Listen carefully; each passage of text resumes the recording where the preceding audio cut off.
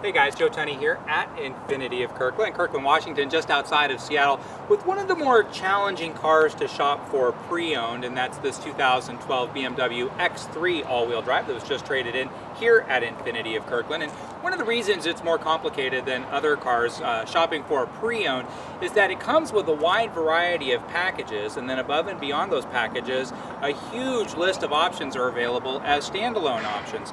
And so it's difficult to ascertain, does this one have a sport activity package, for example, because right off the bat you see that it has 18-inch wheels, where standard it comes with 17-inch wheels. Well, it does not have the shadow line trim that would be part of that package. However, it does have sports seats and on and on. And so it can be complicated to know exactly how to compare one vehicle against another vehicle, because there is such a huge list of options. And then again, because they're broken out in two different ways. Now, this one is a sports package, and one of the giveaways is the 18-inch wheels. So although it doesn't have the shadow line, which would be the black exterior treatment of a sport activity package, it still is that nice bolstered seat. We'll take a peek at those inside. In fact, let's take a look around this particular car. Front parking sensors, xenon lights. It's actually super well equipped.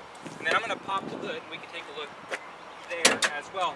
Another of the misnomers on the X3 is it comes in two engine choices. One is the 28i and one is the 35i. And so you would naturally deduce that the 28 is probably a 2.8 liter engine and the 35 is a 3.5 liter engine. It's always been that way with BMW, but that is not the case here. And BMW's done that before. When they had the 325i early on, they went to a 328 in the early 90s, and the 325 and the 328 sounded so close that they couldn't really justify the extra $4,000 expense. So they switched the 325. They didn't switch the engine, they didn't switch the car, they switched the name and called it the 323i. So it sounded a little less substantial if you're a person who likes to buy the label instead of the car. And in fact, they sold a lot more 328i's than they sold 323s. Such is the case here. The 2.8 or the 28i is actually a 3-liter inline 6-cylinder engine, as is the 35. They're both 3-liter inline 6-cylinder engines,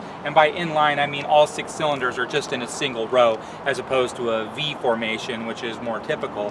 Inline 6-cylinder engines have been around forever. They're considered one of the more popular 6-cylinder applications as far as balance and torque and what have you. And for an application like this, it's actually really good. It's 240 horsepower standard, and then if you get the 35i engine, it's a turbocharged engine with 300 horsepower. But for most people, you're not really going to feel the difference for 99% of your daily driving. Under full throttle, you can feel the oomph of that turbocharger. But for most driving, this actually drives really well. And then colors, they always have them in German. It's space gray. It says space grau metallic, but the space gray is the exterior color here. And then jumping inside, let's take a peek. There's your XDrive 28i. XDrive is just BMW's version of all-wheel drive, and it's on all of the time. And so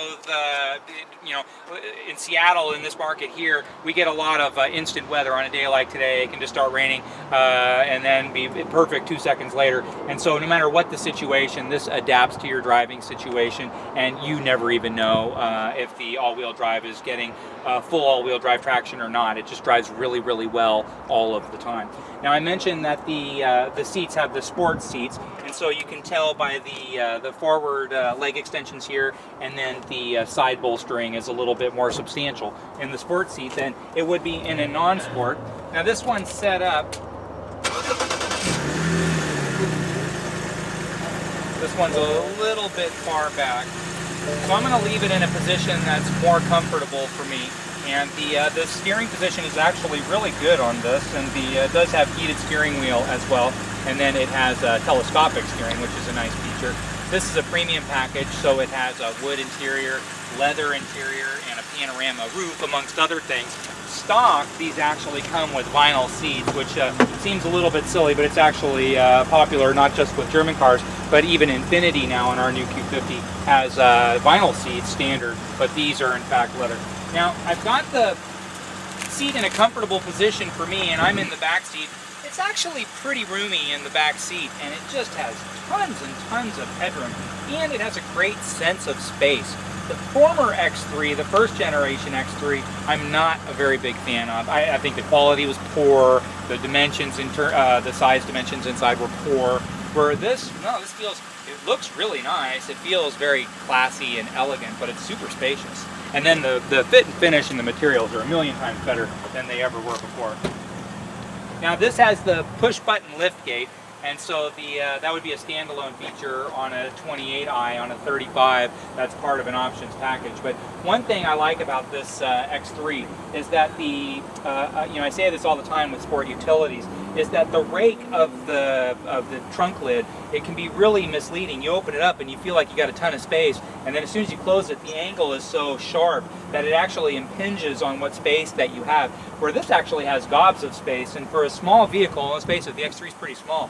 It's actually not only roomy inside, but the trunk space behind the seats is real user-friendly space. And for somebody who likes to go to Costco every week like I do, this would fit just perfect. I mean, this is wonderful. And then taking a look around the passenger side. Now again, this car only has 11,000 miles, so it's in like brand new condition. This is just how it was traded in. Obviously, they just had it detailed since there's plastic on the ground. But it's nice when somebody trades in a car and it looks this nice right out of the get-go. It's a great place to start with a car. Let's jump inside and take a peek.